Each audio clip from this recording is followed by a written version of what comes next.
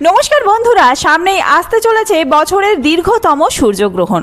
2026 সালের সবচেয়ে বড় সূর্যগ্রহণ হতে চলেছে আগস্ট মাসে। এই সূর্যগ্রহণ পূর্ণগ্রাস সূর্যগ্রহণ হবে। বিশ্বের কিছু অংশে দেখা যাবে এই গ্রহণ। এই পূর্ণগ্রাস সূর্যগ্রহণের প্রভাব ভারত এবং বাংলাদেশে কি পড়বে, ভারত আর বাংলাদেশ থেকে দেখা যাবে কিনা, এই নিয়ে বহু বন্ধুরা প্রশ্ন করেছেন।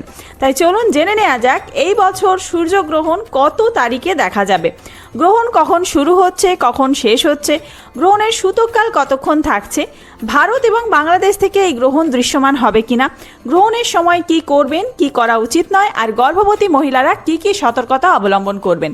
তো চলুন বন্ধুরা, আর দেরি না করে ভিডিওটি শুরু করা যাক। যদি আমার চ্যানেলে নতুন হয়ে থাকেন অবশ্যই চ্যানেলটি সাবস্ক্রাইব করে এবং ভিডিওতে একটি লাইক করে শেষ পর্যন্ত সাথে থাকবেন। আশা করি ভিডিওটি আপনাদের জন্য খুবই হেল্পফুল হবে।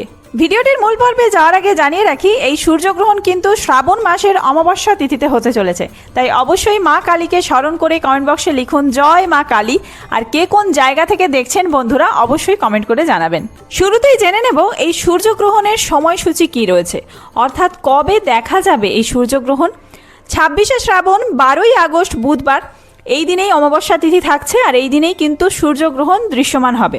ভারতীয় সময় অনুসারে 12ই আগস্ট বুধবার দিন এই পূর্ণগ্রাস সূর্যগ্রহণ হতে চলেছে। রাত্রি 11টা 17 মিনিট থেকে গ্রহণ শুরু হবে, গ্রহণ শেষ হবে 13ই আগস্ট 27শে শ্রাবণ বৃহস্পতিবার ভোর 4টে 25 মিনিটে, অর্থাৎ প্রায় 5.5 ঘন্টা স্থায়ী হবে গ্রহণ।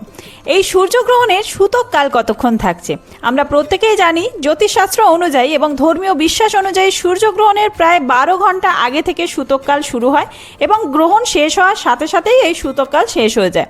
সময়সীমা থাকছে 12 ঘন্টা আগে, মানে যেহেতু রাত্রি 11টায় গ্রহণ শুরু হচ্ছে, সকাল 11টা থেকেই কিন্তু এই গ্রহণের সূতককাল শুরু হয়ে যাচ্ছে এবং ভোরবেলা যখন গ্রহণ সমাপ্তি হচ্ছে তখন পর্যন্তই গ্রহণের সূতককাল থাকবে। গ্রহণ সমাপ্তি হওয়ার সাথে সাথেই গ্রহণের সূতককালেরও সমাপ্তি হচ্ছে। এবার আমরা জেনে নেব ভারত এবং বাংলাদেশে এই সূর্যগ্রহণ দেখা যাবে কিনা। যদি দেখা যায় তাহলেই কিন্তু সূতককাল মান্যতা পাবে। 12ই আগস্টের পূর্ণগ্রাস সূর্যগ্রহণ দেখা যাবে ইউরোপ, গ্রিনল্যান্ড, আইসল্যান্ড, স্পেন, উত্তর রাশিয়া ও আর্কটিকা মহাসাগরীয় অঞ্চলে। ভারতে কিন্তু এই সূর্যগ্রহণ দেখা যাবে না। পঞ্জিকাতেও লেখা রয়েছে দেখুন, পূর্ণগ্রাস সূর্যগ্রহণ ভারতবর্ষে অদৃশ্য। এছাড়া ভারতবর্ষের পার্শ্ববর্তী অঞ্চলে বাংলাদেশেও কিন্তু অদৃশ্য রয়েছে। তাই সূর্যগ্রহণ চলাকালীন যে সমস্ত ধর্মীয় রীতিনীতি মানার প্রয়োজন তা মানারও কোনো প্রয়োজন নেই। সূতককাল কার্যকরী হচ্ছে না ভারত এবং বাংলাদেশে। তবে গর্ভবতী মহিলাদের কিন্তু কিছু বিধিনিষেধ, কিছু সতর্কতা মেনে চলতে হবে। এই সূর্যগ্রহণের মধ্যে কি কি করবেন, কোন কাজগুলি করবেন না, চলুন জেনে নেওয়া যাক।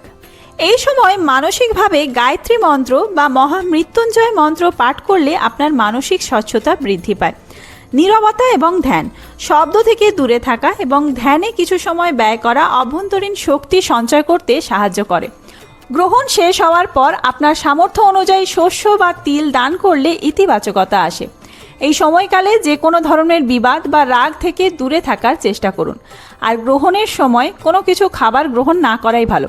তবে যেহেতু এই বছর এই গ্রহণটি ভারতে দৃশ্যমান নয়, বাংলাদেশেও দৃশ্যমান নয়, তাই গ্রহণের সময় আপনারা খাদ্য গ্রহণ করতে পারবেন। সূর্যগ্রহণের সময় কি কি করা উচিত নয়, গর্ভবতী মহিলাদের বিশেষ যত্ন নেওয়া উচিত। কিছু সামান্য বিধিনিষেধ মেনে চলতে হবে। এই সময়কালে তাদের খাবার খাওয়া বা পান করা উচিত নয়। সূচ, সুতো, কাঁচি বা অন্যান্য জিনিস ব্যবহার করা এড়িয়ে চলা উচিত। সেই সঙ্গে গর্ভবতী মহিলাদের জন্য গ্রহণের ছায়া এড়ানো অপরিহার্য বলে মনে করা হয়।